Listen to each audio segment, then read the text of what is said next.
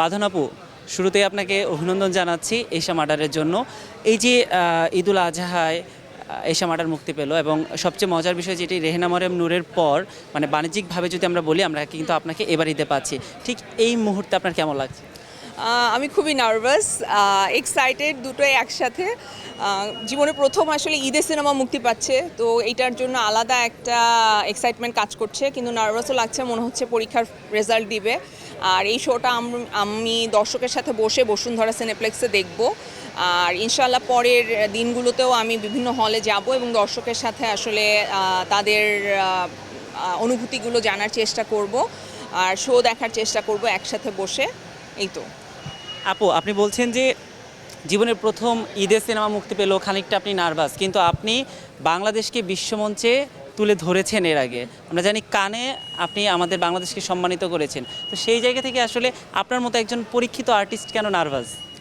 আমার মনে হয় এই নার্ভাসনেসটা থাকা দরকার আছে একজন আর্টিস্টের, বিকজ প্রত্যেকটা কাজই আমার জন্য নতুন। আমার কাছে মনে হয় যে প্রত্যেকটা কাজই যখন আমি করি, নতুনভাবে শুরু করি, সো একেবারে জিরো থেকে আমার আগের প্রাপ্তি অপ্রাপ্তি এগুলো আমাকে আসলে ছুঁয়ে যায় না। আমি মনে করি প্রত্যেকটা কাজ একদমই নতুন একটা জায়গা নিয়ে আসে আমার জীবনে, এবং একই ধরনের আসলে এক্সাইটমেন্ট, একই ধরনের নার্ভাসনেস কাজ করে। সো এখন আমি যদি রেহানার অ্যাচিভমেন্টের সাথে মেলাতে যাই, তাহলে আমার অন্য কাজগুলোকে হয়তো অসম্মান করা হবে, যেটা আমি করতে চাই না।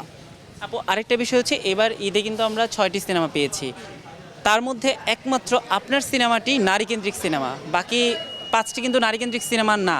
তো সেই জায়গা থেকে আসলে এশা মার্ডার অন্য 5টি সিনেমার সঙ্গে কিভাবে টেক্কা দিবে, বা আসলে প্রতিযোগিতার দৌড়ে কতটুকু এগিয়ে যাবে?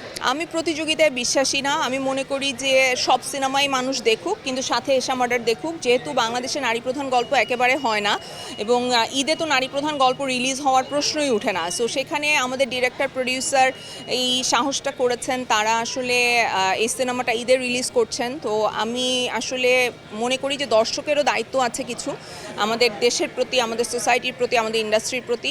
তারা আসুক, নারী প্রধান গল্পের সিনেমা দেখুক, এবং যাতে পরবর্তীতে মানে অন্য ডিরেক্টর প্রডিউসাররাও নারী প্রধান গল্প বানাতে সাহস করেন এবং ঈদে রিলিজ করেন। আচ্ছা আপু, আরেকটা বিষয় আমরা আসলে খেয়াল করি যে আমাদের দেশে কিন্তু নায়ক নায়িকা নির্ভর সিনেমা, বা নায়ক হিসেবে থাকবে বা নায়িকা হিসেবে থাকবে এরকম ক্যারেক্টার ধরা হয়, কিন্তু আপনাকে আমরা দেখি আসলে গল্প ভিত্তিক কাজ করেন। মানে বড় পর্দায় হলেও সেটা একটা গল্প নিয়ে আপনি রিপ্রেজেন্ট করেন। এখন কিন্তু আমরা দেখছি যে হলিউড বলি, বলিউড বলি বা ঢালিউড বলি, দর্শক কিন্তু গল্পভিত্তিক সিনেমা দেখতে পছন্দ করে। তো আপনি আমাদের দেশে সেই ভাবনায় অনেক আগে থেকেই আছেন, তো এই ভাবনাটা সম্পর্কে একটু বলবেন? এই ভাবনাটার জন্য আসলে পুরোটা ক্রেডিট আমি দিতে চাই আমার রেহানা মারিয়াম নূরের ডিরেক্টর আবদুল্লাহ মোহাম্মদ সাদকে। ওর সাথে কাজ করতে গিয়ে আমার নানান রকমের অভিজ্ঞতা হয়েছে, এবং নানান রকমের শিক্ষায় আমি শিক্ষিত হয়েছি।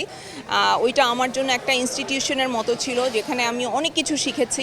তার মধ্যে এইটা একটা, যে আসলে নায়িকা হতে চাওয়ার চাইতে একজন অভিনেত্রী হতে চাওয়ার ইচ্ছা থাকাটা বেশি জরুরি। সো এইটা আমি আসলে ওর কাছ থেকে শিখেছি এবং সেইটা অ্যাপ্লাই করার চেষ্টা করছি।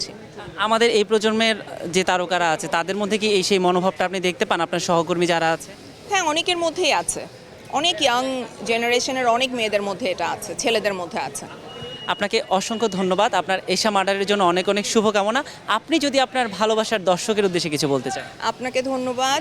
প্রিয় দর্শক, ঈদ মোবারক। আমি আজমেরি হক বাঁধন আছি আপনাদের সাথে এবার ঈদে এশা মার্ডার কর্মফল নিয়ে। আপনারা প্লিজ হলে আসুন, আমাদের সিনেমাটা দেখুন, বাংলা সিনেমার পাশে থাকুন, আমাদের পাশে থাকুন। Thank you.